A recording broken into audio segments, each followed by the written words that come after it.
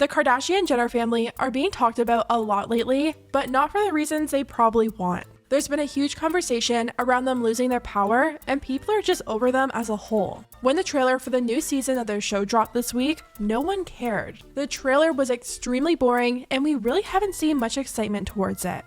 The conversation around the Kardashians has grown even more negative this week after signs were being spotted all over LA called Kim Kardashian RUINEDMyLife.com. Now, when I first saw this, I thought it was some sort of spam site. It was probably someone trolling, or I was gonna click on it and get some kind of virus. But people over on TikTok started to click on it, and they quickly learned the site is legit. Kim Kardashian did allegedly ruin someone's life, and he details everything that happened on this website. I went on it, I read through it, and we're gonna go over everything. It's a mess, so let's get into it. Just like most of the Kardashians, Kim has gone through her fair share of business ventures. Kim has tried pretty much everything, and of course, there were some failures, and others brought her huge success. One of her more successful business ventures was Kimoji. Kim launched Kimoji back in 2015, and it was an app that had over like 250 different emojis relating to her and her life. It was reported that Kimoji made $1 million per minute when it launched, and it did so well that Kanye even mentioned its success in one of his songs. Now the software developer is coming out, and he's claiming Kim ruined his life over this app and pretty much stole his whole idea. This is David Libenson. He is the creator of the website and the original creator of Kimoji, who he says Kim Kardashian screwed him out of and left him homeless. Now, this isn't the first time that we're hearing about this. Back in 2019, David actually filed a lawsuit against Kim over Kimoji for $100 million, and it made headlines. The Washington Post wrote, in a suit filed Tuesday in federal court in Oklahoma City, the developer alleges that he and two others teamed up with the Kardashian West to create Kimoji designs and merchandising. Now they're claiming that Kardashian West ran away with the trademark and never shared the profits. In 2014, Libenson and two others founded their company App Social, which created social media applications. One of their apps, Censorgram, helps social media users protect their accounts from bullying, spammers, and trolls on Instagram. Users could filter and delete comments or users they didn't want. Kardashian West liked Censorgram and reached out to App Social to talk about a potential investment. Together, they talked on the phone and met in California in July 2014. Libenson and his other business partners brought up another one of their apps, which designed the sexy emoji. They pitched Kimoji, animated emojis of the Kardashian family. The emoji now includes dozens of icons of the Kardashians' famous bottom, a stiletto, a Bentley, manicured nails, and more. The lawsuit goes on to say that Kim liked the idea so much that she immediately wanted to move forward with it and even offered to file the trademark herself to make things easier and save money. It sounds like her team was making it sound like they were doing David a favor by dealing with the trademark stuff themselves, but we quickly learned that was the biggest mistake David and his team could have ever made. The article goes on to say that they decided David and his team would get 60% of their earnings from the app and Kim would get 40%. There's no mention of any kind of physical contract being signed, so that's our second red flag. I'm sure at that point, everyone was probably celebrating. All these tech guys probably thought they struck gold and were about to make millions. That's until everything went wrong. The lawsuit says after she filed Kimoji trademark, Kardashian West said in August of 2014 that she was upset that Shankar had circulated an image including personal information about her use of Censor Out. Kardashian West used the image as a reason to cancel the partnership, according to the lawsuit. Now, David is saying that Kim knew about this image before she even agreed to the Kimoji partnership, and she was just trying to use this as an excuse to break their agreement. Unfortunately, this lawsuit did not end well for David. His lawyer allegedly told him to withdraw his case, and now he owes Kim over $400,000 in legal fees. David says he's living out of his car over this and pretty much lost everything. For those that don't know, I was a self-made entrepreneur who founded my own startups, one of which Kim Kardashian stole. I tried to sue her for fraud, but that didn't work out for multiple reasons. My attorney at the time, for some reason, started suggesting I voluntarily withdraw the lawsuit and try arbitration instead. He said maybe he can sort it out on the golf course with their family attorney. Then Kim and Chris decided to kick me when I was down. When I didn't follow through with arbitration, I got other advice that was a bad idea. They had their attorneys send process servers to serve me papers to pay their $400,000 in legal fees, harassing my family. There's a lot to this. There's going to be more parts coming soon. And that brings us to this website. As soon as you click on the website, it opens to this page that says, Kim K ruined my life so she can have her face and butt as an emoji. I have nothing to lose now, so I'm laying out the facts. Kim committed fraud to get the Kimoji trademark, plus much more. David then wrote a brief rundown of what went wrong, writing, I had a few people ask me how this left me sleeping in my car, so I should explain. I was all in financially on my projects that were at the time all including her, complicating the situation were the demand she was making for my IP, making all the money I invested in the patent/legal fees wasted. It leveled me financially. Then a divorce and more personal issues followed. I've been sleeping in my car to save money. I never stopped thinking about what I can do to hold them accountable and get my life back. I've had a few opportunities since then, but I haven't been able to gain any traction. The looming $400,000 debt and the whole mess has caused a chain of events I haven't been able to dig out of yet. I spent my life busting my butt for that seed money.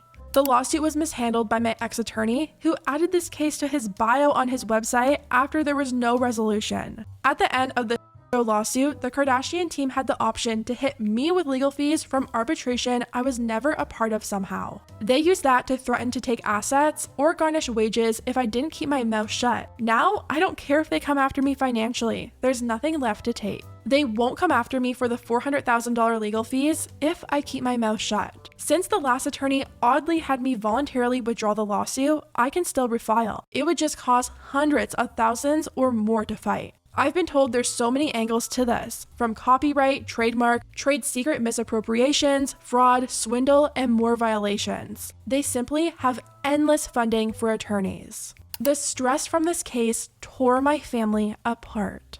He then links to his full story so far. He's still adding details every day, and he says he's doing this all from his phone in his car. He goes into deep detail about how he met Kim, how their business relationship started, what went wrong, and everything. He starts off with how they met because of Censorgram, writing, "This all started when Kardashian was using our app we had on the Apple Store named Censorgram. On Censorgram, you could add keywords, emojis, or phrases that you wanted automatically removed from your Instagram comments. Kim obviously had the need for it.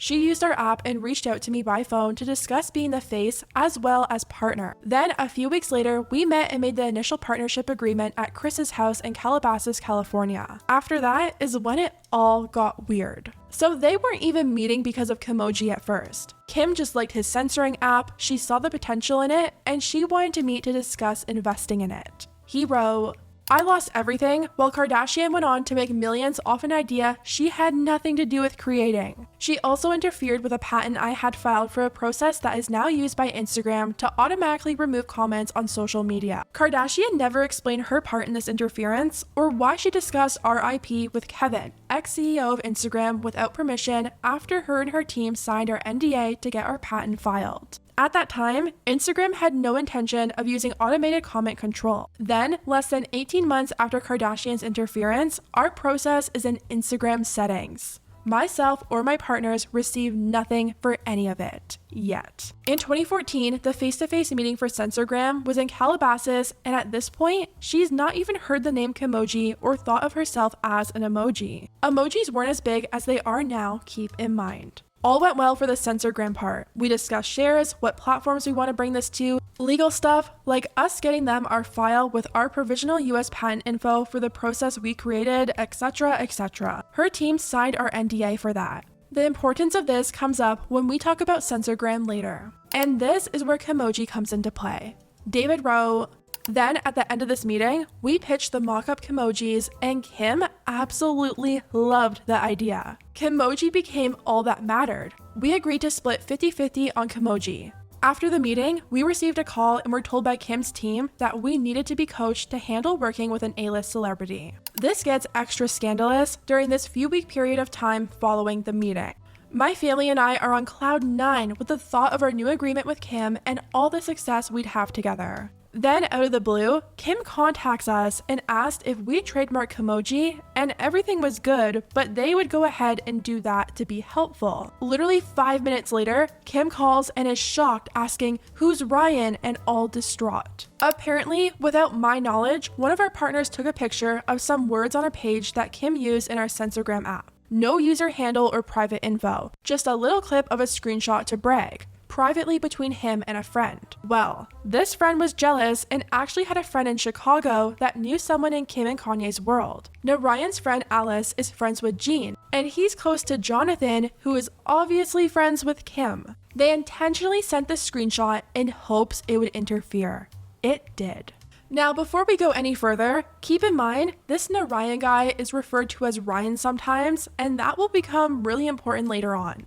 Gene admitted to this at a party in Chicago and how it was done intentionally to hurt Ryan potentially and disrupt the partnership with Kardashian. Kim backed out and threatened to sue us for $5 million if we didn't hand over Kimoji rights and give her the ability to do her own comment control app, which blocked our patent hopes. So David is now alleging that Kim actually knew about this private screenshot that got back to her before she even agreed to the deal in the first place, and he thinks this whole thing was staged. He thinks she called to make sure the trademark wasn't filed, he told her it wasn't, and then her plan was put into action by calling him back and freaking out over this screenshot and threatening to sue. He continues writing, "The Kimoji trademark was filed by Kim's company 5 minutes after her staged phone call. So to be clear, she called us and asked if we trademark Kimoji, stating all is a go-ahead, sounding excited. Then 5 minutes later, after her team secured the trademark, she called us asking who Ryan is and why he's spreading her info, which nothing of that sort was ever done. This is fraud through and through. She's gotten away with it until now because she's incredibly wealthy." He also thinks Kim messed with his potential deal with Instagram for his Censorgram app. He wrote, "Aside from this, a few years later we noticed Instagram added the process we created for Censorgram to their settings. After their CEO at the time, Kevin, told Kim clearly they wouldn't use that type of comment control, Kim, Kanye, and former IG CEO used to hang out. There's media out there of them all. Kanye at the time was wanting to fix Instagram. This is all why it's extra shady because of that relationship and them going to IGHQ to discuss this. She's never answered for any of this." This is where the Narayan and Ryan name thing comes into play. David wrote, "Shortly after we noticed Instagram using our process, we found some very alarming evidence in our old emails. Remember when Kim called us asking who's Ryan and why is he sending her info around Chicago? Well, she damn well knew who Narayan was. I introduced him in the email as Narayan and she replied, 'Nice to meet him,' as Ryan. Several instances back then, their team referred to Narayan as Ryan. So that means she knew of this before we signed their NDA at the meeting in California. She kept this in her pocket to use against us and lured us in to get our comment control app Censorgram. Then she got Kimoji too and wasn't even expecting that part." David then talked about the breakdown of their deal and all the legal fallout that followed. He wrote, "Back to the fraud for the Kimoji trademark. So because Kim didn't want a partner, she used that harmless screenshot meant to be private to threaten us and cause internal turmoil. We had no idea what was going on.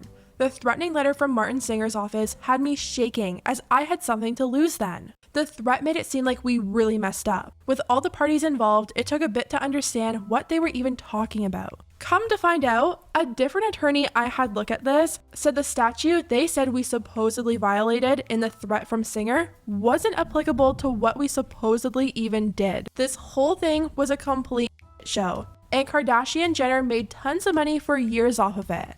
I lost everything. She could have said, in light of this thing with Narayan, I'd like to part ways and buy the Kimoji trademark. Done and done. We would have walked and kept pushing our Censorgram app. Without securing the patent for the process, it was dead. Then the entire investment was gone. Legal fees for this and the patent was wasted. Personal issues and lack of funds stemming from all of this has made a comeback refiling of the lawsuit incredibly hard. He also talks about how hearing Kanye's song about how much money Kim was making was kind of like adding salt to the wound and hurt him even more. He said, hearing Kanye's song, Facts, where he says, plus Kimoji just shut down the app store, we made $1 million a minute. It's really tough to avoid getting triggered when they are everywhere on TV and music. David has also been uploading different screenshots just to show proof that he was working with the Kardashians. He has pictures of their meeting where you can see them in the background. He has pictures from 2014 of drafts for the Kimojis and even emails about meetings. Obviously, this is just David's side and everything right now is alleged, but if this is all true, it definitely wouldn't surprise me.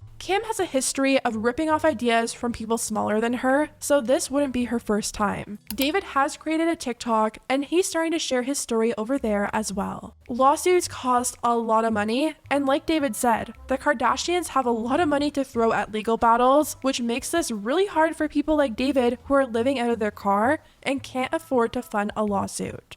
Anyways guys, let me know what you think about everything down below, and I'll see you next time.